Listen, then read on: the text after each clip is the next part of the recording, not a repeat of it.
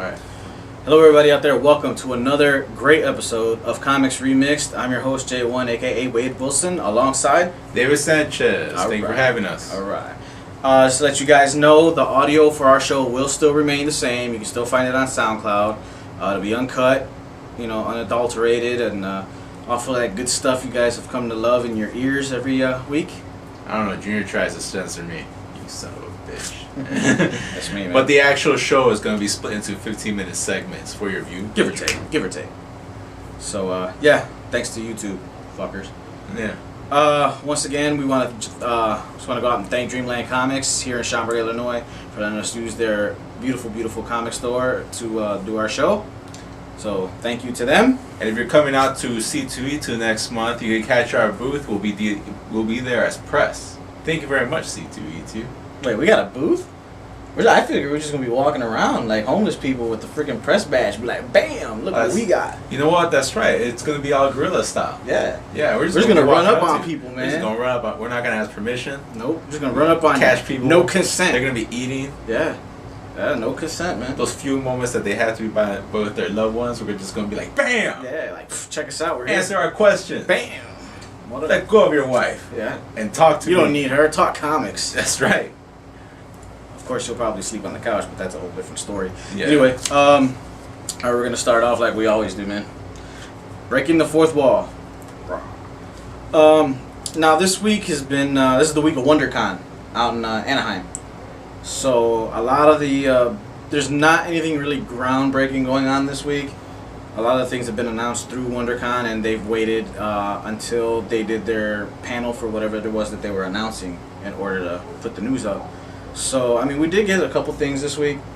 Surprisingly, DC has been kind of quiet. So, I don't know whether they got something planned or what, or if we just kind of missed what they reported, which is what I'm betting. But from what I've researched, there wasn't a whole lot going on. Yeah. IDW is going through a licensing craze. Yeah. Oh, yeah. With their new deal, we love Rocketeer. the 80s. Yeah, they've done Rocketeer books before. Yeah, but they're bringing them back. They're relaunching Judge Dredd. It's like I heard about that. There's a lot of bringbacks. Mm-hmm. I think this was been done already. I think IDW is owned by VH1. So their whole format should be a pop-up video. Yeah. And a bunch of there's like little captions on the bottom. Dude, Defenders did that. The new Defenders book. Actually, there's like little captions on the bottom, like pop up. It's weird. I'm picking up Defenders.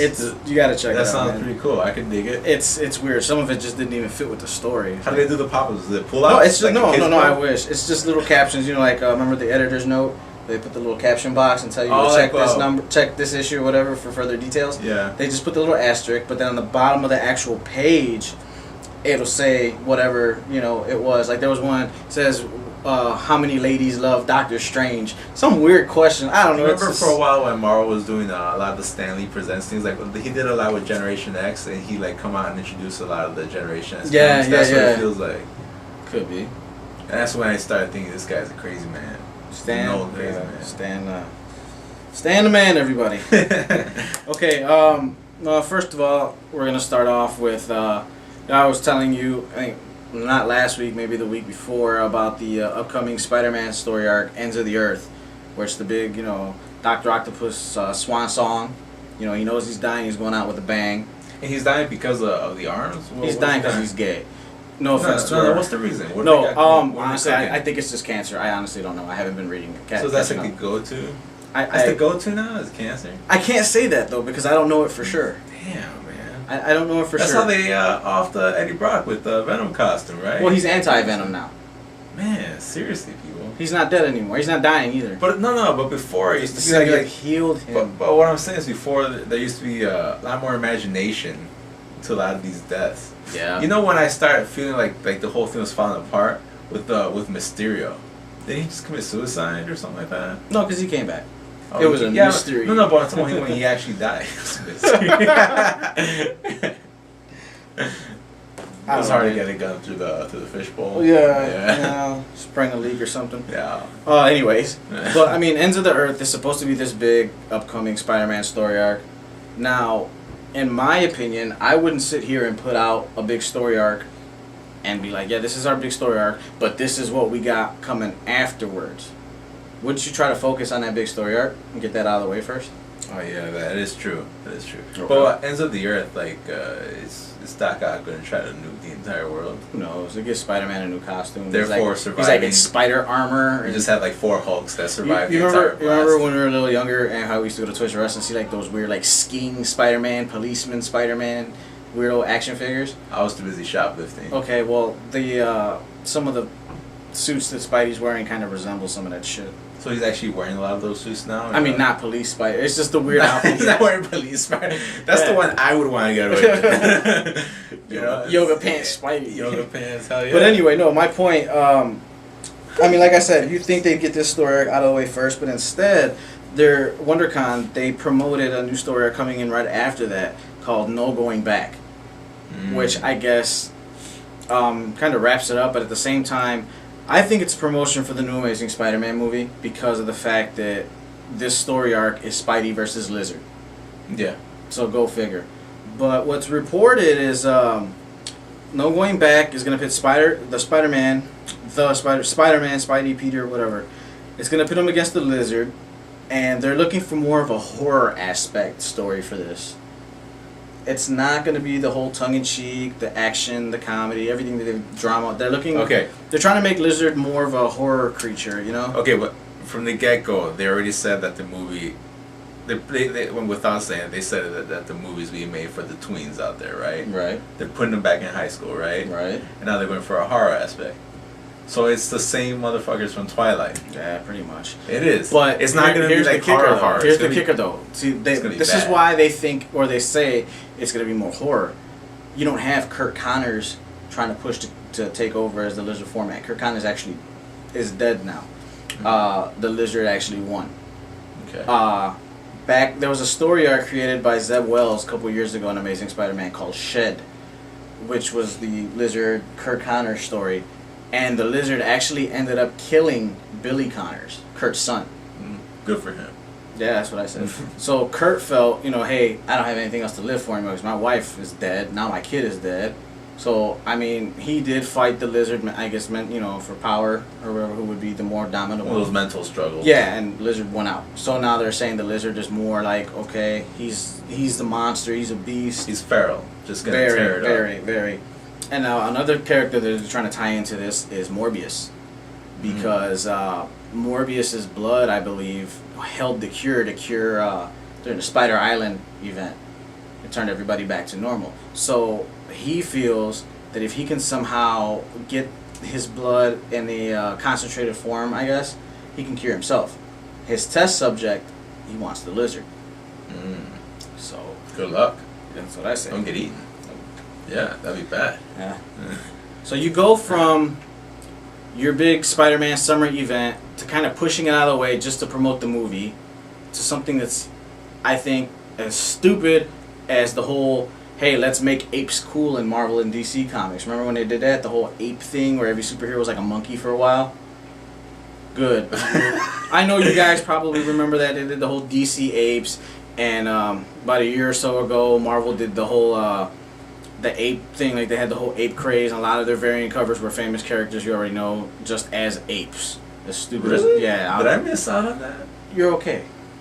But now they get stupider. Do we have them up here? No, they're in the back issue bins. There's some. I'll show you later.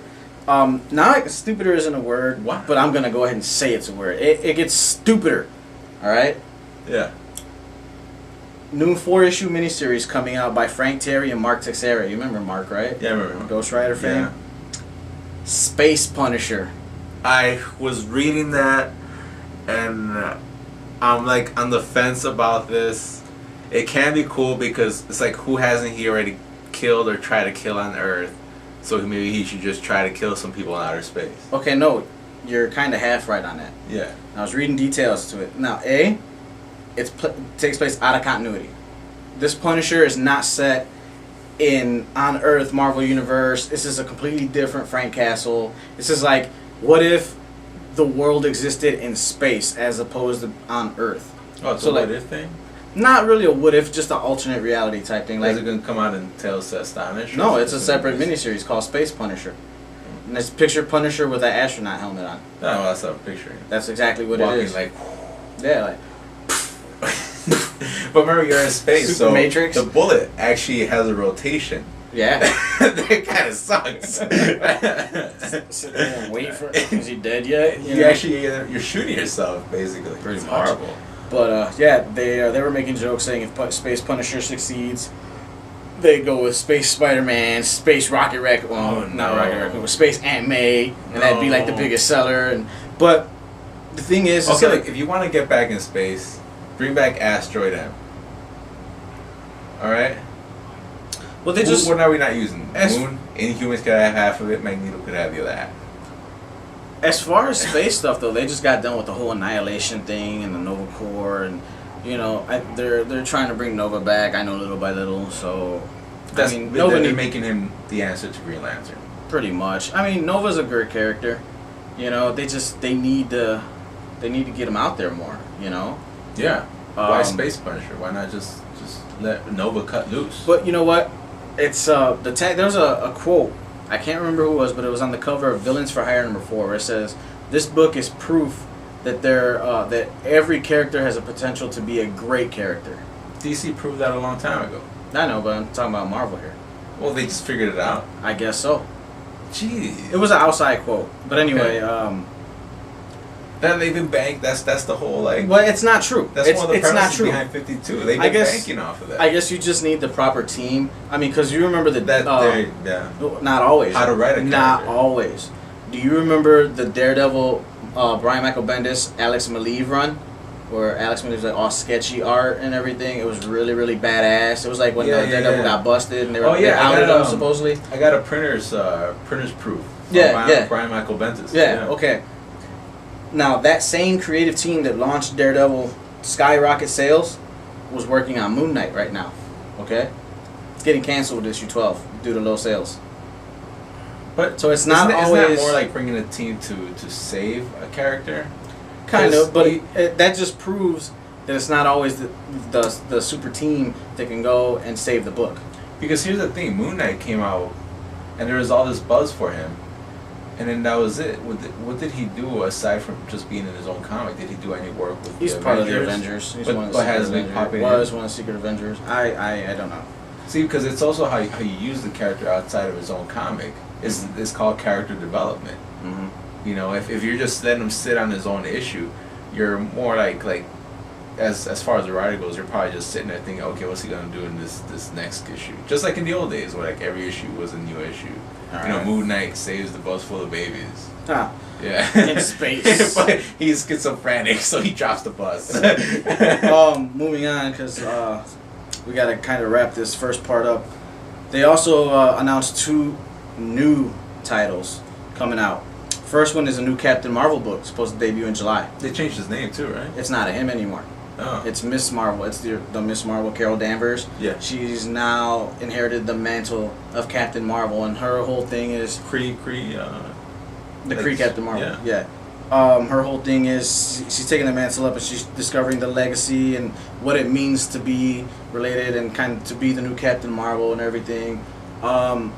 We'll see how it goes. I don't say I have low expectations for it, but I don't have high expectations. I think it'll be one of those mid-selling books. It's the first the last Miss Marvel series. I should say they did pretty good. Went up to 50 issues. Yeah, that's interesting though, because I always figured even through Annihilation that bringing back Captain Marvel. Mhm. When I saw him being embedded in there, I was like, oh, he's gonna be like the Green Lantern guy. But then Nova popped up, and they're the Nova Corps. So I always felt that they probably never had a good sci-fi team behind Captain Marvel or something. So this is the way to kind of clean house, get a character that they really want to bump up, Right. and get rid of someone that they just never could properly write for or properly promote. So it's like 2 birds, 1 stone type of thing. And one of the other new titles also slated for July is Volume. I guess you can call it Volume 2. They're bringing back Extreme X-Men. Now this would be like X-Men book number 204 that gets published every month. Because there's so many X-Men titles. We don't need a new one, but apparently We don't, because that sounds like something they've been trying to do with X-Force, isn't it? apparently Greg Pak and Steven Segovia think different. The writer and artist on the team.